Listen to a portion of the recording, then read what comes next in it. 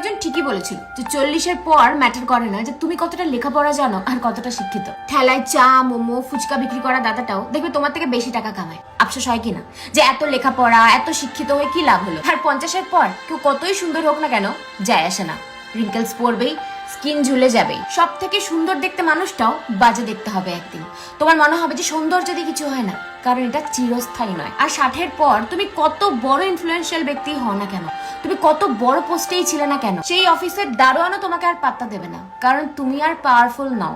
তাই 60-এর পরে পাওয়ার, বড় ছোট পোস্ট এইসব আর ম্যাটার করে না। আর 70-এর পর বিশাল বড় বাংলো বাড়ি এইসবের আর কোনো ভ্যালু থাকে না, কারণ হাঁটুর ব্যথা এত বেশি থাকে যে এক জায়গা থেকে অন্য জায়গায় যেতে ভীষণ সমস্যা হয়। আর 80 ক্রস করে গেলে অ্যাকাউন্টে কত টাকা আছে সেটাও ম্যাটার করে না, কারণ যতই কোটি কোটি টাকা থাকুক না কেন খেতে হবে তোমাকে ওই 20 টাকা দামের ট্যাবলেট। তাই আমরা যে এত টাকা ফেম কামানোর জন্য উঠে পড়ে লেগে আছি, একদিন দেখবে এই সবের কোনো ভ্যালু নেই আর। তাই আমরা যারা ভাবি যে এখন কষ্ট করে নি পরে এনজয় করব, ওই পরেটা আর আসে না।